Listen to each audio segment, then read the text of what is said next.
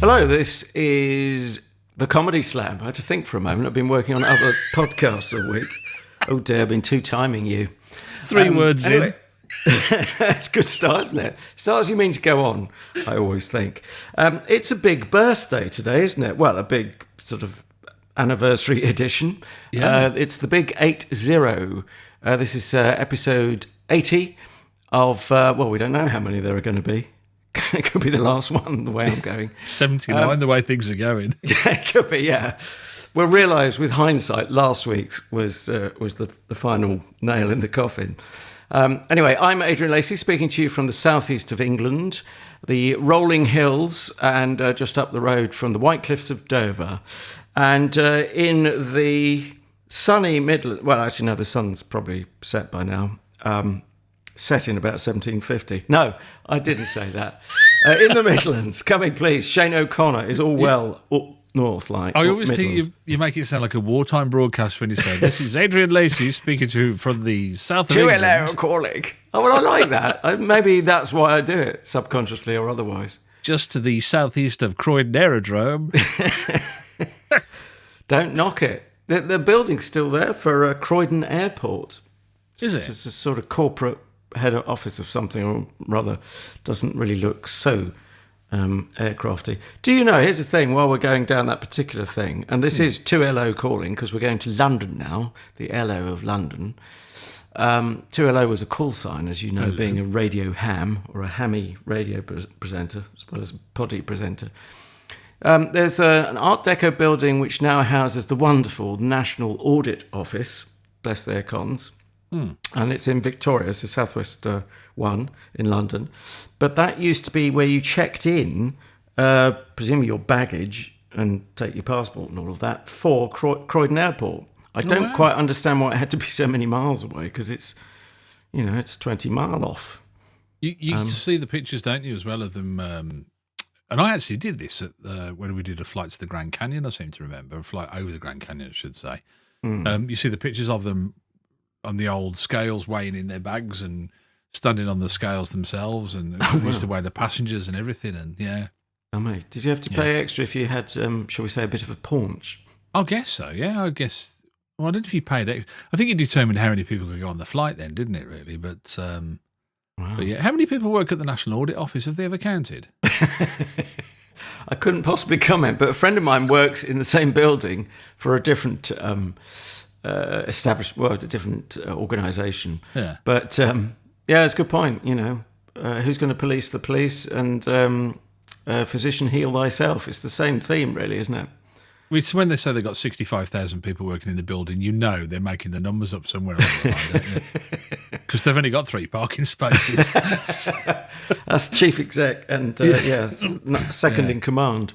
Oh, a bit of sad news as well. I won't dwell on it too much, but in the week, Nicholas Parsons yes, passed away. He was 93, was he, I think? I think he made 96, I thought I'd heard. 96? No, you're right, 96 he was, yeah. Yeah.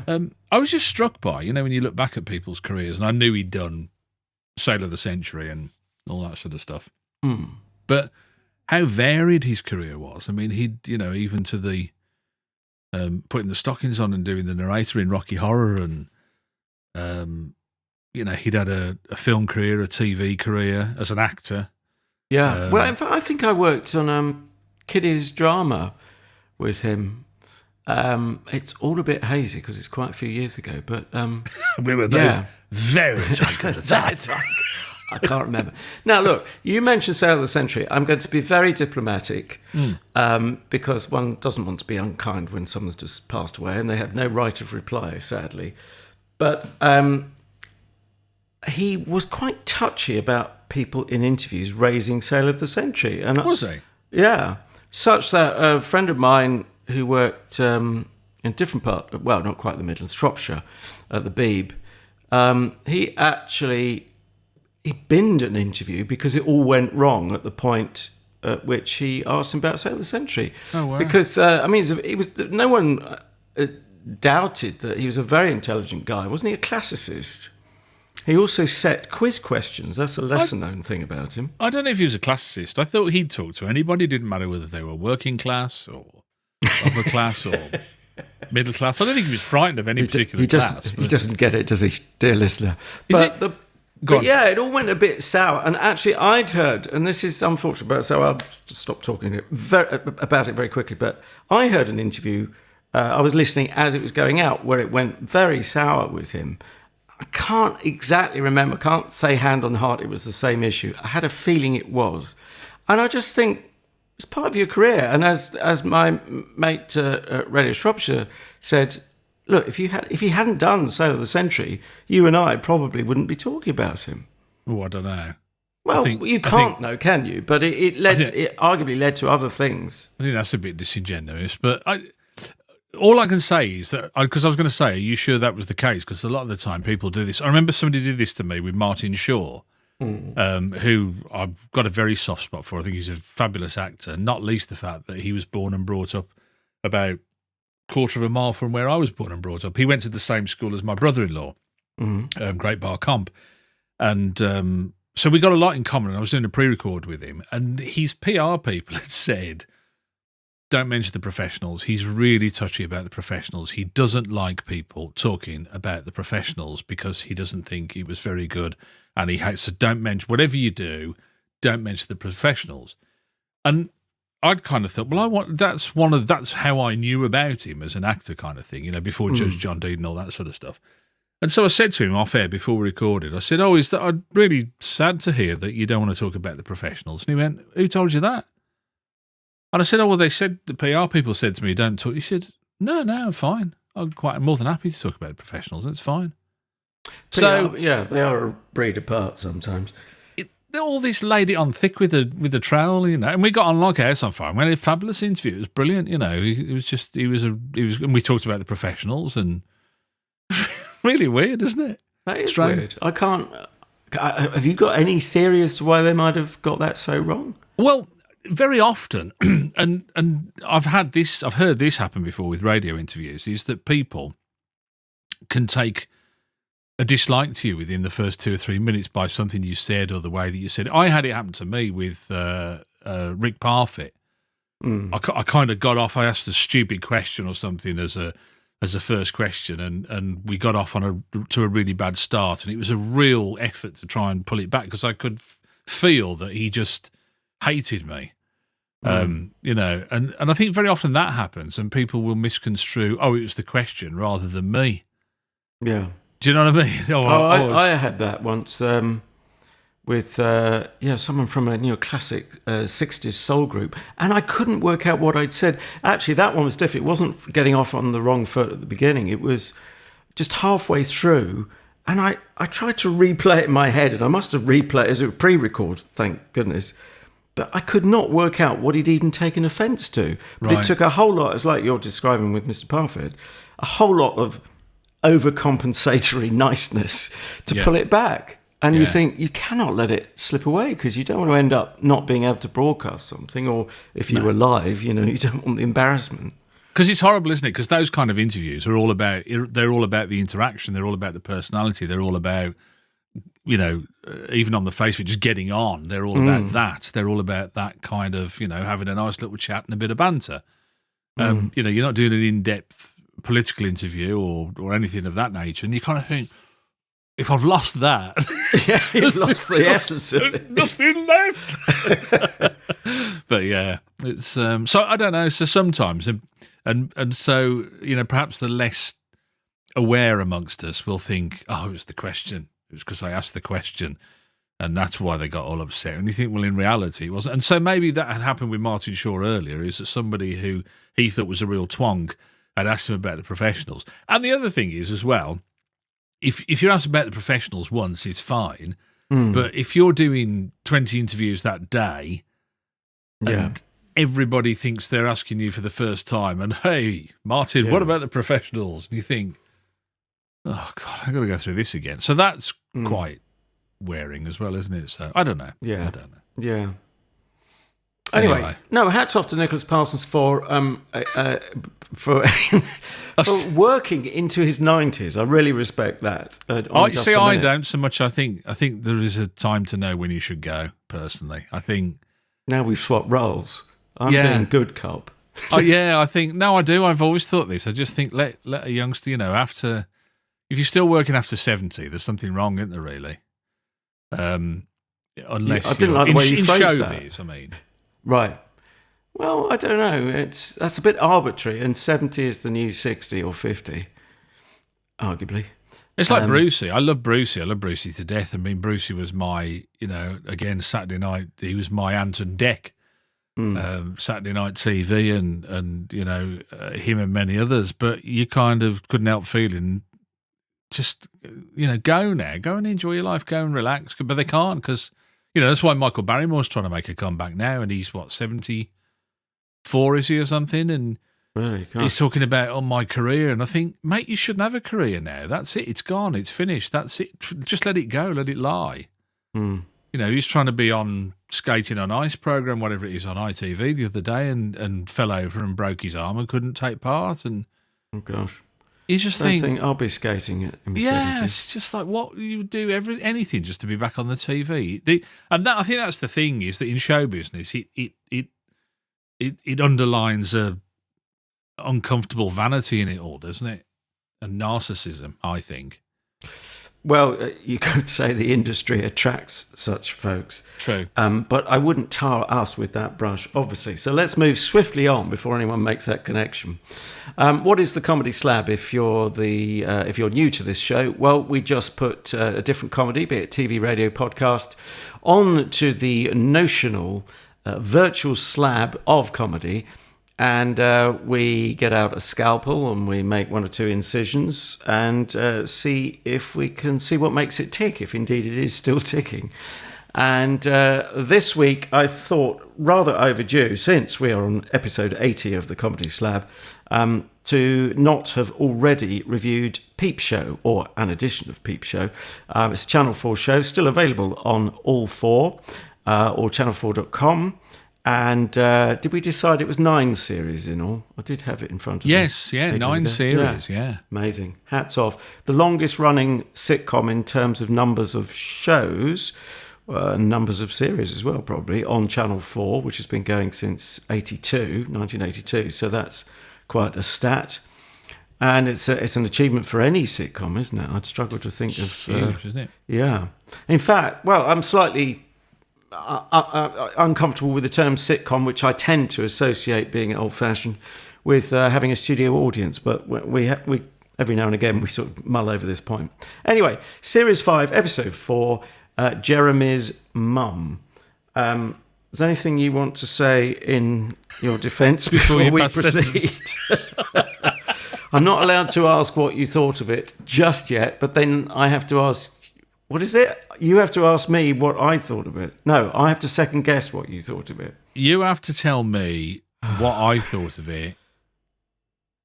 Do I do that now or after we hear the first of 3 audio clips? I think we play the clip first and then you tell, because I have to sit here stony face like you did last week, not giving anything away. I can't perform like you. Or doing your poker face and like putting a big frown on when you actually loved it or whatever you do. I've always got a poker face. Let's I'm just do frowning. the clip first, I think. Yeah, let's do that. So, setting the scene. Well, if you don't know Peep Show at all, it's now I'm going to struggle because Google it. Well, exactly, yes. That's Shane's favourite catchphrase, only catchphrase. But I used to know someone called David Webb, so I always have to stop before saying David Mitchell and Robert Webb. So they're a double act. It started, well, in terms of getting sort of national, a national profile as a double act, I would think Radio 4 would be their first port of call. Before that went to TV. Was it that Mitchell and Webb sound, I guess, when it was on the radio, if I remember correctly? Although they'd done other stuff before, hadn't they, which hadn't, as you rightly say, didn't bring them to national prominence. Did they do Edinburgh? I suspect they did. Well, they had a TV series called with Olivia Colman. It was a sketch show called Bruiser. Was it Bruiser? Oh right. Was Bruiser there? I can't remember whether it was. I get confused with Bruiser and Spoons. I think theirs was Bruiser. Matt. Oh, what's his? What's you can his see name? why he's called Slaphead, can't you? The Garth Marenghi, Matt. Berry. No, the other one. Matthew Holness. Oh, okay. Matthew Holness, Olivia Colman, Mitchell and Webb, and somebody else. One of their sketches, I think I've told you about this before, one of the sketches in Bruise was Matt Holness used to do an interview show called This Week Having a Wee Up a Hedge With. And he'd go, hello, and welcome to This Week Having a Wee Up a Hedge With. This week I'm having a wee up a hedge with, and then he'd interview somebody whilst they had a wee up a hedge in a field. Hopefully there were no close-ups. Never caught on as a format. But anyway, sorry, I digressed all over your intro. Fry and Laurie picked up on that. This week, in interviewing on an escalator with, we've got Dr. Rhodes Boyson or something like that. Or I might be merging two separate sketches. Anyway, yes, we must get on to this clip. So, these two guys live together. They're a bit too old to be living together. Robert, have I got it right? Robert Webb is a sort of slacker in a band, and David Mitchell's got a boring corporate job. This is in Croydon. Oh, that's good. We mentioned Croydon earlier. So in a Croydon state of mind. What do you need to know to make sense of the audio here? Well, the narration you'll probably recognise if you know David Mitchell's voice is of him. He plays Mark. And then Robert Webb plays Jeremy. So you touched on this last week, Shane. It was nearly called POV, or point of view, because that's how it's shot, TV show. In terms of audio, we hear an internal monologue, if you will, alongside what's going on externally. So here's Mark's musings on his flatmate's mum. Good old Jeremy's mum. The more sophisticated end of the mum spectrum. The sort of mum you'd buy in John Lewis. Mummy, coffee, hurry uppy. Whereas he's the sort of son you'd get free with Nuts magazine. Did you bring those CDs like I told you? Oh, yes, they're in my handbag. Shall I fetch them? Might be an idea. Oh, and guess what? You forgot to top up my mobile again. Sorry, Jez, is there some reason why you're being so incredibly rude to your mum? Oh, right. Stick up for Mummy. You don't know her, Mark. You don't know her tricks. Anyway, what's it to you? Do you want to my mum? That's it. Mum, Mark wants to you. Shut up, Jeremy! He definitely wants to you, Mum.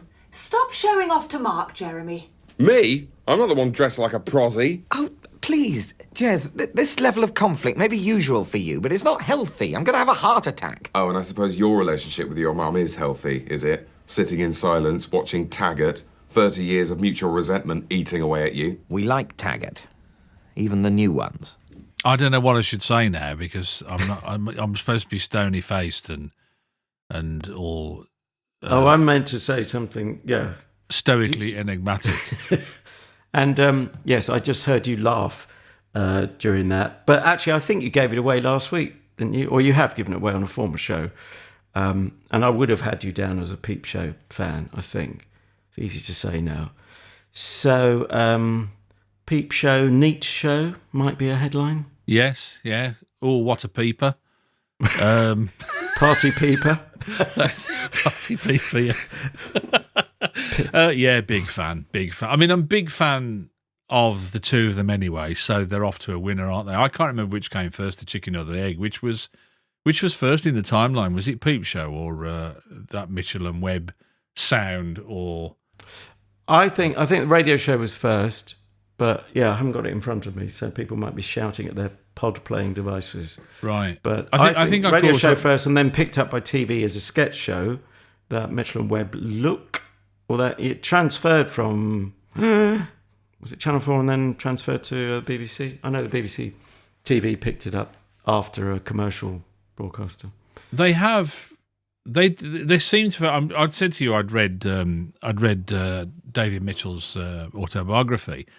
And he kind of confirms that they had the Paul McCartney route into showbiz or fame or whatever you want to call it. It was a meeting long and a church fate, a school fate, long and winding road. I was going to say, sorry, or help. I need somebody.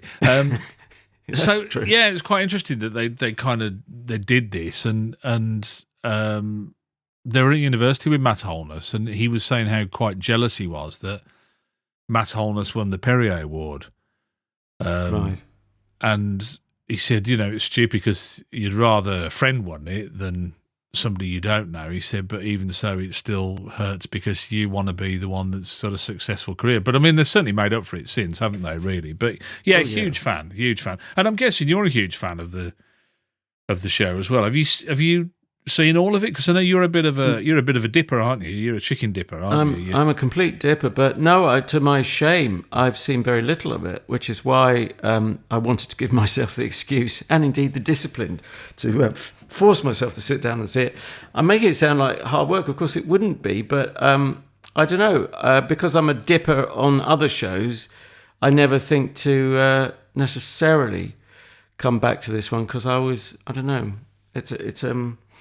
I'm inconsistent anyway, but it comes with being human. But no, I do like it, and I should dip into it more.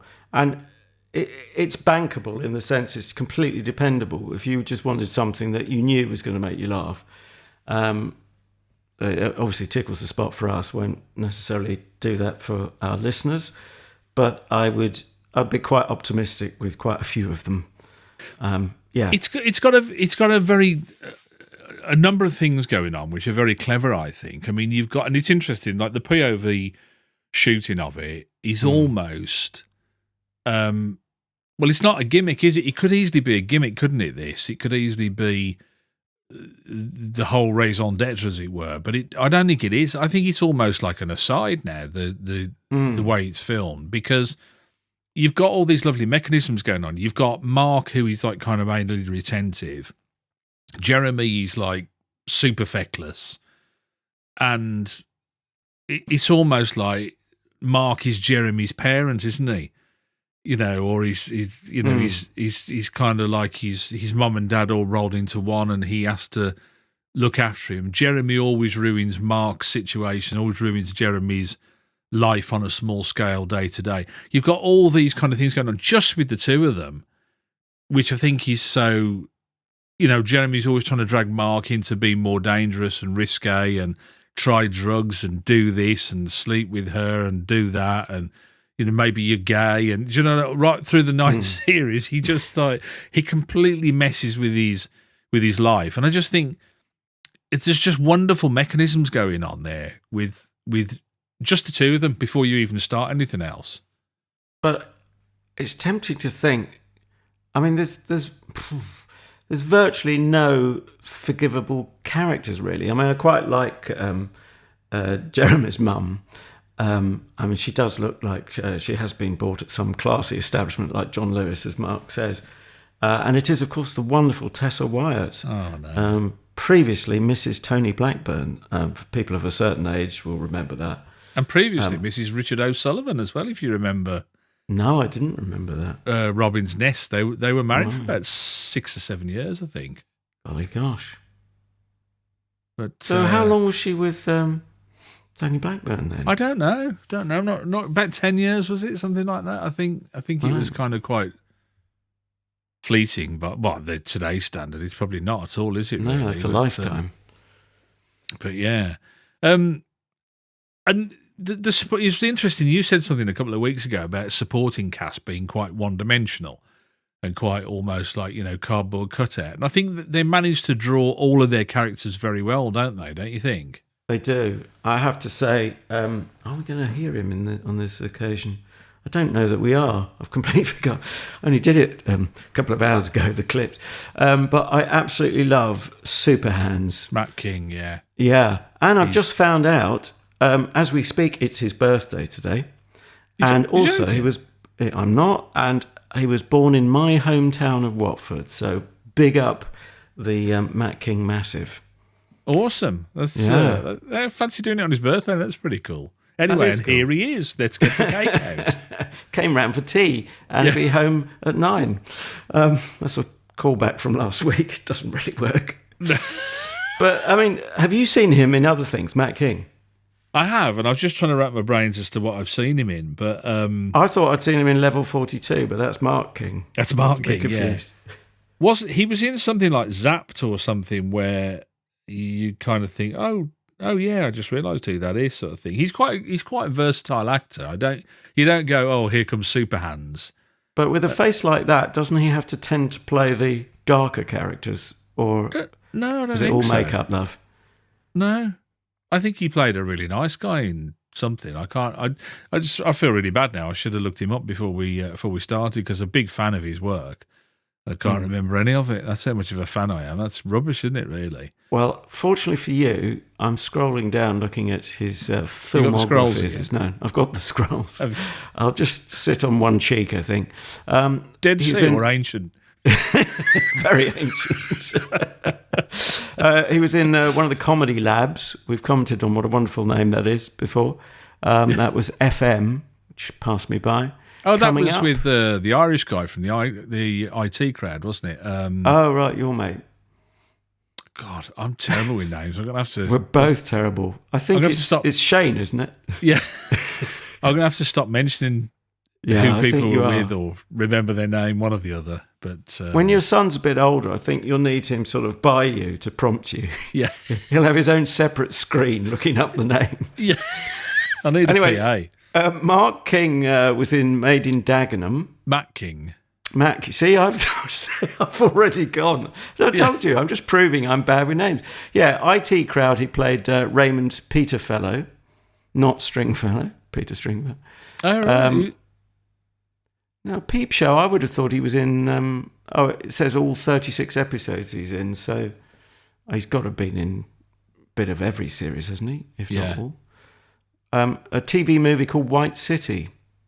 Don't know if you know that one, 2015. No. Juliet Naked. And Death in Paradise, the most recent. Oh, okay. This very year. That's very popular. It's not something I watch, but it's very popular, isn't it? It's passed me by, but if you say so. Apparently.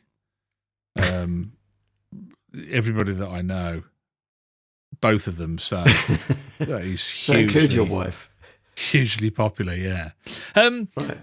It's like I say again. It's that kind of. I mean, Super Hands is quite a big recurring character in this because, he's probably aside from Mark, he's probably Jeremy's best friend, and they're in the band together as well. He's a musician, but he gets some of the funniest lines. I think Matt King. Oh gosh, so dry the delivery. Yeah. You kind of think, I don't know, it's like they're very generous with their writing, but because Mitchell and Webb actually contribute to the writing, don't they, as well? So they provide additional material. So I guess there's a bit of improv goes on there as well. Yeah. But at one point, Super Hansy's saying that, he said, we're talking about cancer, and he went, they really should try and find a cure for it.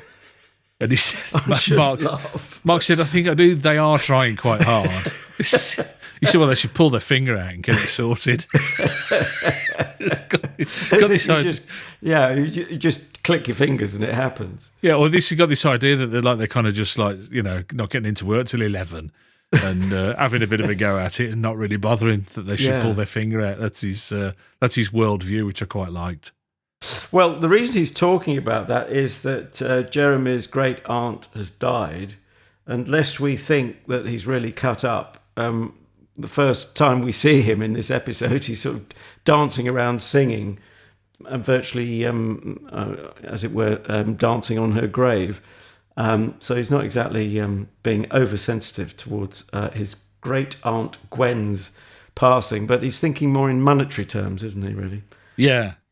I tell you what I found quite fascinating about the writing as well, and sitting down to, with the kind of a reviewer critique head on, was how much like Mark David Mitchell is. He's a kind of buttoned up, not very emotional, not easy in social situations.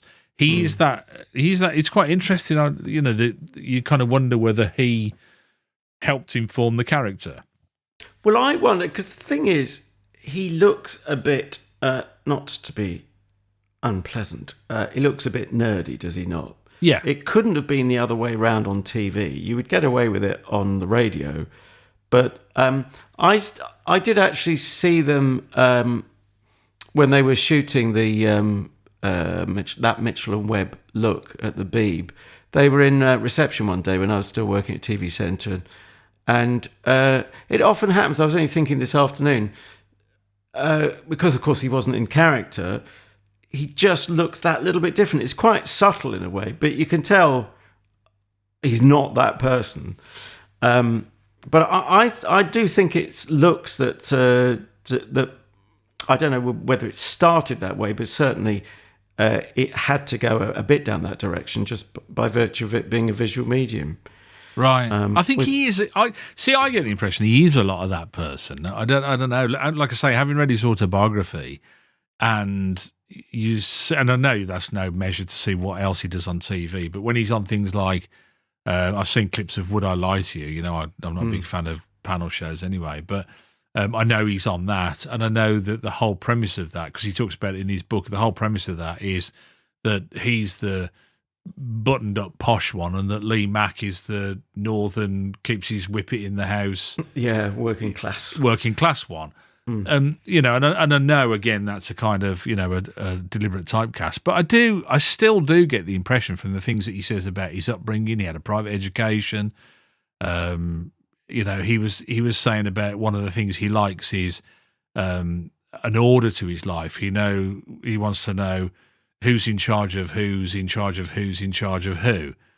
It was his phrase that he used, which I thought was quite nice. But you know, so yeah, there is a lot of Mark Corrigan in David Mitchell, I think.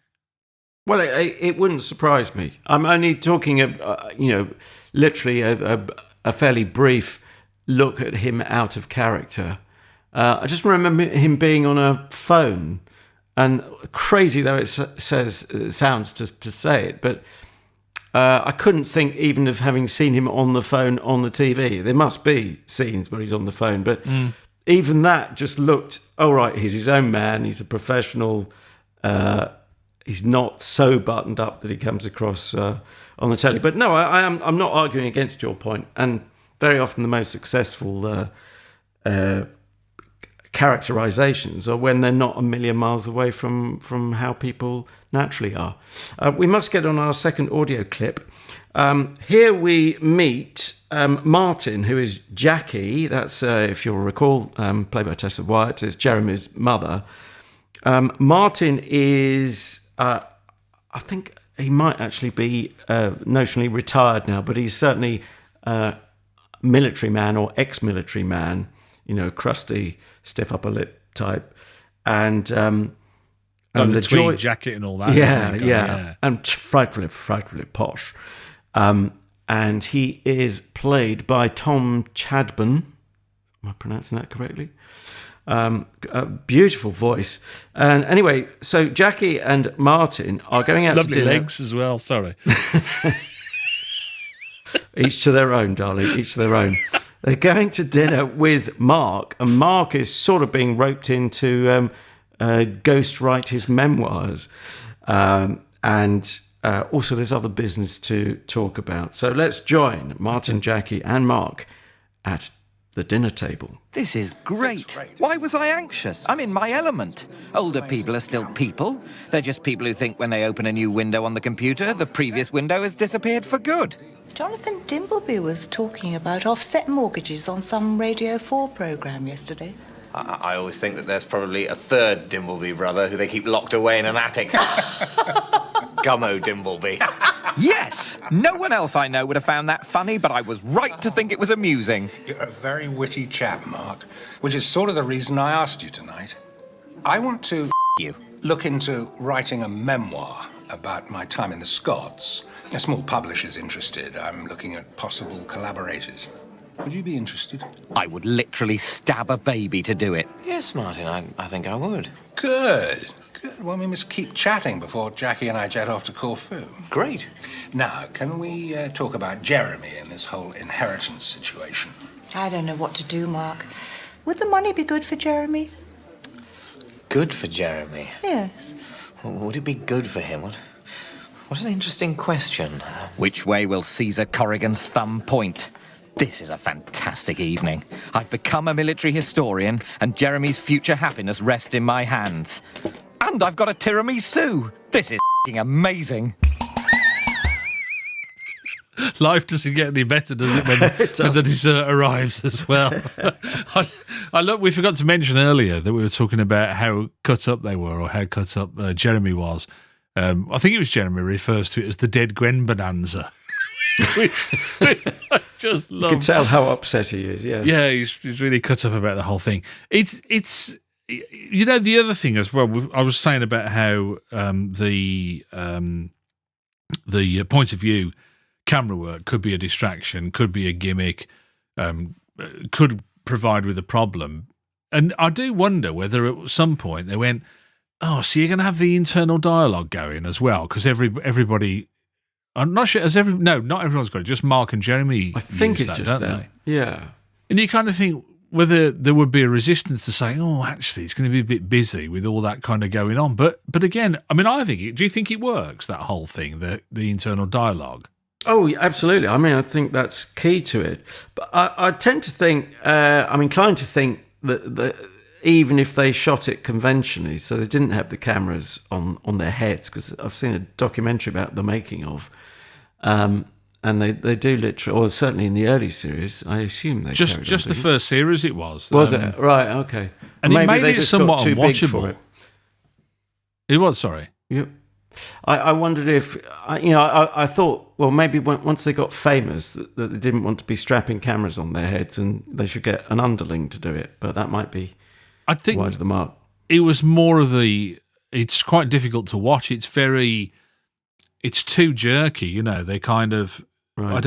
When they swing round, it kind of gives you a bit of motion sickness. It's quite difficult to watch. The first series is great, script-wise and story-wise, but it's just a bit difficult to watch the camera work on that, which is why I think they changed it. Right. You were saying about the dialogue, the inner dialogue. Yeah. The one thing I like about that whole thing is that it's so at odds with what they actually say. That's half the comedy, isn't it? It's just like it's almost complete polar opposite, isn't it? That they think one thing and then say, you know, almost completely opposite the other. But who amongst us has never done that? That's part of civilization, isn't it? Not quite saying what you really think about people. I'm doing it now. Oh, you rotter. Actually, of all the people for me to say that to, you're about the last person I would have thought who filters heavily what they think. You certainly don't filter, nor should you, what you think about various comedies. It's just rather fortunate that you like this one. Can we talk about writing? Because I've just looked up, the writer of this particular episode is Simon Blackwell, but he only wrote about 4 episodes of Peep Show. So I was going to say, I was of the opinion that, oh gosh, they've got a wonderful podcast I've mentioned before, Rule of 3. Comedy pairing writers, they might have done many more of Peep Show, because they reacted quite angrily. Well, I'm desperately trying to think of their names, and I do apologise to them. As we've explained, we're both lousy at names. They were quite angry, to say the least, or one of them showed a bit of spleen on Twitter, like you do, when The Guardian was saying, we're trying to say Olivia Colman was no one. She was just on this backwater show called Peep Show until she was discovered by Sky and, not Sky, Netflix and actually, no, I probably don't even mean that. They were probably talking about Broadchurch or whatever they considered was where it took off. And certainly she's doing extremely well for herself and on The Crown and all that. Yes, there was quite a rant on Twitter about how dismissive this particular article seemed to be by implication of Peep Show, which is, as we're saying, a beautifully written comedy. I think, equally, it's especially ill-informed because they're such good friends as well, aren't they? I mean, I know David Mitchell refers to Olivia Colman as Collie. Right. And I think they were at university together. And so there is and I'm sure this extends to, you know, the writers and Sam Bain and Jesse Armstrong and all the other people involved, is that they're good friends as well. And so to suggest that this piece of work for 9 series, it's hardly a kind of inconsequential backwater, is it really? When you such a huge body of work as well. And she was such an integral character. Olivia Colman, because she was Mark's girlfriend, wasn't she? Or in fact, wife for a brief period of time. A very brief period, yeah. That's where it all goes a bit belly up. But just looking on the Internet Movie Database, imdb.com, about writing credits. Interestingly, John Finnemore's written one. In fact, the following, another mate of yours, Tom Basden's written one. Callum Blades, forgive me, I know him not, has written one. John Brown likewise. But it only seems to be David Mitchell and Robert Webb themselves who are credited with 54 episodes. But as you say, in this one, it's just additional material they're credited for. Yeah. I know the creators wrote a lot, didn't they, as well? Didn't Sam Bain and Jesse Armstrong write quite a Actually, few yeah, episodes? sorry, I got a bit confused because it's also, yeah, as you say, they're credited as a creator. Do you want to talk about your namesake or partial namesake, Andrew O'Connor, because there's an interesting story attached. And I should say it's an Objective Productions show for Channel 4, and if it wasn't obvious earlier from all the bleeping, Channel 4 at least recommend it's only for over 16s, parental guidance. Yeah. I mean, it's complete left of field jobby, this one, isn't it, really? When you kind of think, there was a guy, Andrew O'Connor, who was, I think he was briefly a child star, then he did some work as a magician. He was an impressionist. He was kind of this sort of Saturday night all-round entertainer sort of thing. He was on an impression show with people like Bobby Davro and the people of the time, wasn't it? Really? We're going back to the 80s that far, or 90s? Certainly. Yeah. Well, he's the same age as Mirror. I think there's about 3 years between me and Andrew. I didn't realise he was that ancient. Yeah. I'm just thinking. I said to me and Andrew the way, like almost like when we grew up together, you know, in the back streets of Birmingham. But no, but yes, and so for this guy, and I think it's quite interesting again. And I apologise for referencing it so much, but it wasn't so long ago that I read David Mitchell's autobiography. No, don't apologise. He was saying that he and Robert Webb were more than a little bit apprehensive when they found out. Because this is his whole thing, isn't it? This is his baby, really. I mean, it's, you know, this is Objective was set up to do this. That was the company. But it's when they found out that Andrew O'Connor was involved, they were kind of like, "Oh, he's not very cool," and we're a little bit worried. Yeah. Well, I just looking at Copycats that dates from 85 to 87. It was a different world then, wasn't it? And very few people would be busy then and carry on being busy so many years later in a very different sort of sub-genre of comedy. But it works, doesn't it? He's clearly got that versatility, and it makes you wonder, well, perhaps Copycats was just, you know, faking it to make it kind of thing. Not saying that he wasn't up to doing what he was required to do for the show, but that it wasn't really him in the same sense that perhaps this is. And that's the thing, isn't it? There's a kind of an expectation that you've got to be a complete all-rounder. I read somewhere that Andrew O'Connor stood in for Chris Evans on one of his shows, The Big Breakfast or something like that. Don't forget your toothbrush or something. And he did a week.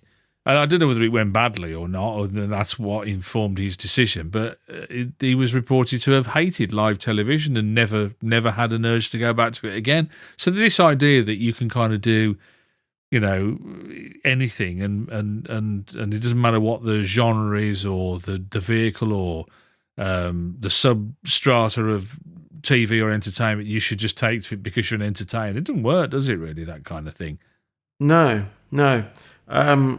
You know, some people are more versatile than others, and some people just find this one groove. But if it works, and if you're comfortable in it, and the phone keeps ringing, which of course is vital as a freelance performer or whatever you're doing in the shaky world of showbiz.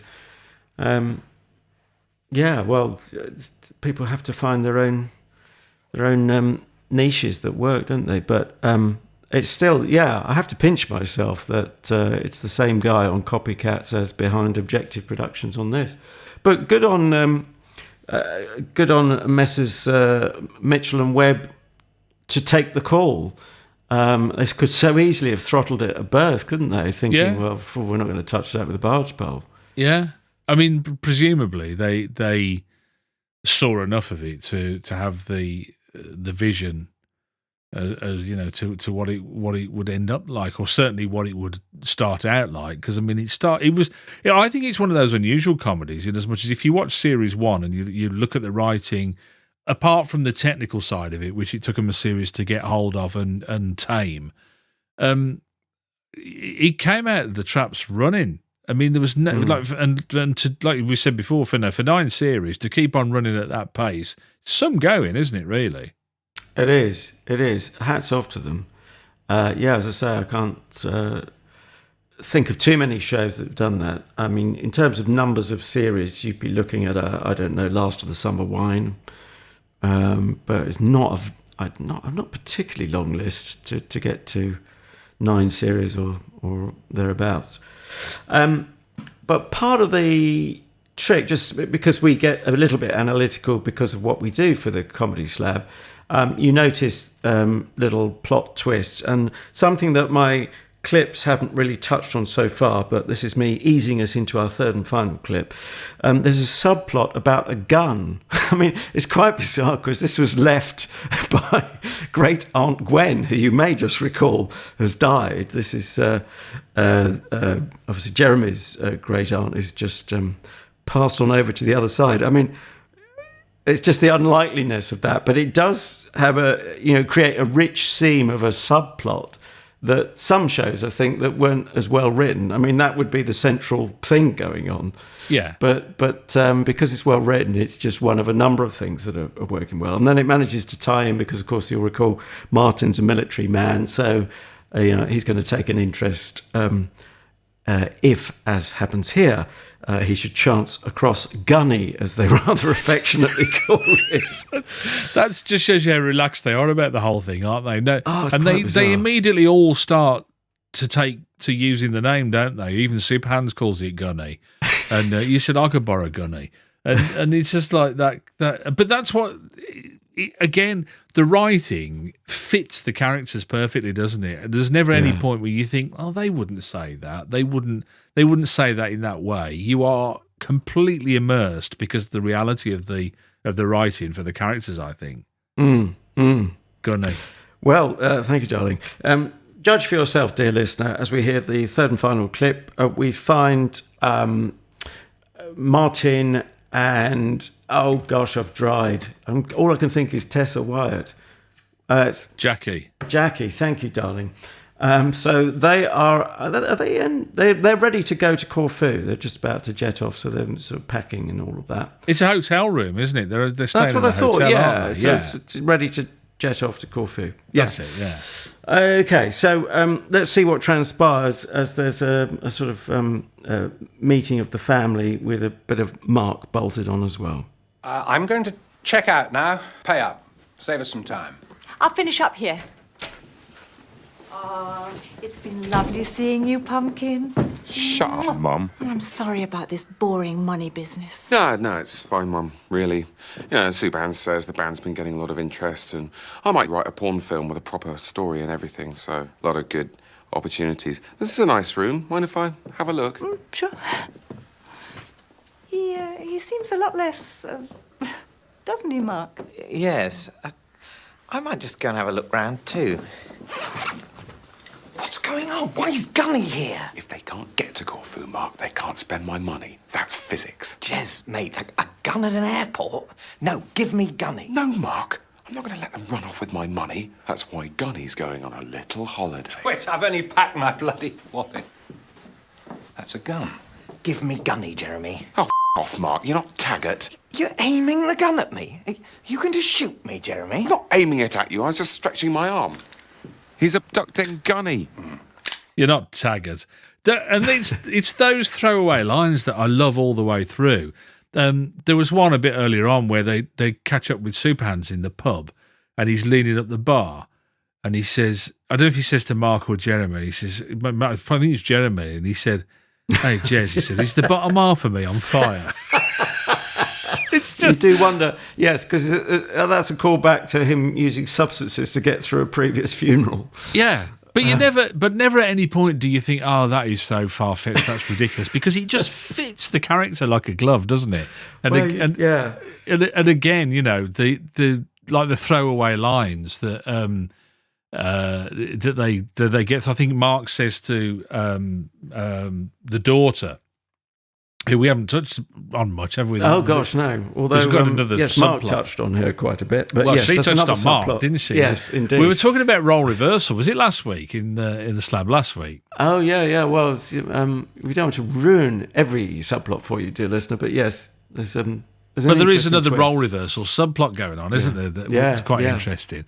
But at one point, like he's in a voice, Mark's in a voice, and he said, "Oh, would you like some more wine to her?" He said, and then he thinks to himself, because you're going through this like a thirsty gay, and it's just that kind of, So unright on. and then he starts thinking, and he's thinking to himself, when did we stop saying Randy? Randy. He said horny seems to have superseded Randy. And it's like all these kind of tangents that go off that kind of. And I hope she doesn't wee on my bed. And yeah. When she's passed out on the bed, I hope she doesn't wee on it. But again, for the character, you know, not for everybody, but for these characters, all completely natural, all completely normal, I think. Yeah. Very, very well developed. Anyway, it's got to be that time where we give a mark out of 5 each and then tot up to 10. I can't remember whose turn it is. I'm happy either way. I'll probably go. Can I just mention a couple of things before the scores? Swiftly, if you wouldn't mind, please. Massive one for Harvey Danger, who sing the theme tune. Flagpole it's on the Sitter. brain now. Gosh, yes. Awesome. One hit wonder from Seattle, Harvey Danger. Look them up. Don't think they did anything else. They were all law students, I think, who decided to start a band. And the other thing I wanted to mention is the flat in Croydon, the real block of flats. Is actually it is a real entity, and they used to film there. And then I think they stopped giving them permission, or there was some difficulty, so they built an exact replica somewhere else in London, and they shot in there. But that flat, if you look, actually appears in a BBC comedy called Witless, right? And it's the same flat. So they must be raking it in, those people. And if you want to buy one, there's one available in the block, apparently. They were saying that. Did you look it up? Fans of Peep Show would love it, wouldn't they, really? Just when we thought it couldn't get any nerdier than Mark, we found someone who actually makes Mark look a little bit too sexy, if anything. Yeah. Who's that then? Who are you looking at? Where? Couldn't possibly comment. All right, Mark's out of 5 then. Shall I? Yes. Shall I second guess? Yeah, go on. It's got to be a 4 from you. It might be a 4.5. I think it's going to be 4. It's a 4.5. 4.5? Yeah, it is. I am smitten. You are. Definitely. Shano smitten. Shano smitten, yeah. For you, I think it's going to be a 4 for you. How did you guess? Yeah, I'm obviously half a point less smitten than you, but still smitten.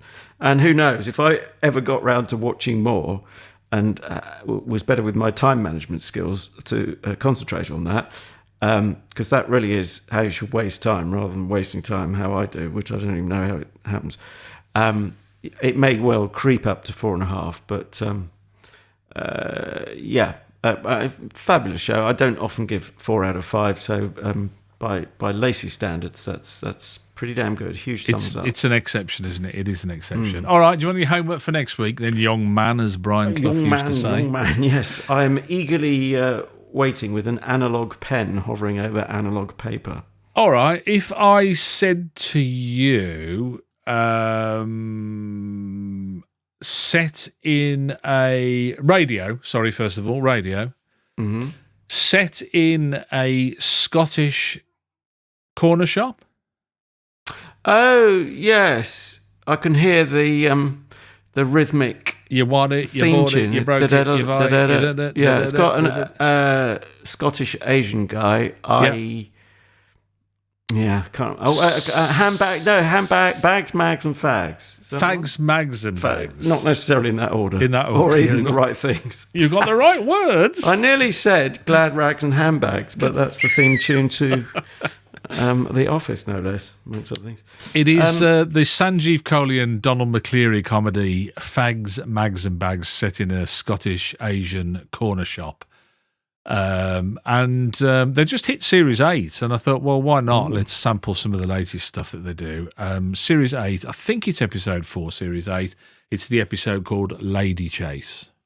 If you want to play at home, look away now. It's called Lady Chase. Lady Chase.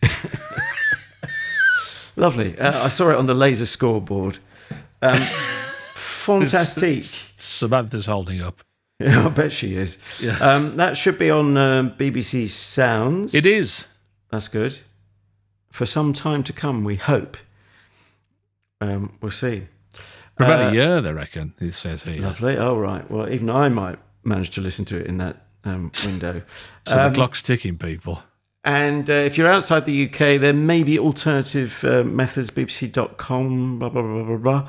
And I'm sure you'll put fulsome links on, as you always do, Shane, with the blurb. Lovely stuff. Anti-social media, we are at Comedy Slab. It was a first tonight that you were tweeting away while I was talking to you, while we were setting up. I was getting quite angry till I realised, I'm so angry generally, that you were tweeting on behalf of us both. So I take that back. I fulsomely apologise. And me and my mouth, eh? So, I don't know if you're going to become quite as prolific on Twitter as someone like Stephen Fry. Someone sent him up by saying that he was tweeting about his toast and how wonderful the butter was. Anyway, we'll see. But we tweaked stuff we think you'll be interested in, and obviously links to the show at the Comedy Slab and so on and so forth. So at Comedy Slab, also there's a Facebook page, same handle there as well. If you could follow one and like t'other, that would be wonderful. And recommend us to all on Sunday and indeed any other day of the week. On Sunday. And don't forget, if you want to catch up with the other episodes, or if you want to play this one again but on a different platform, that's just weird, but we don't mind.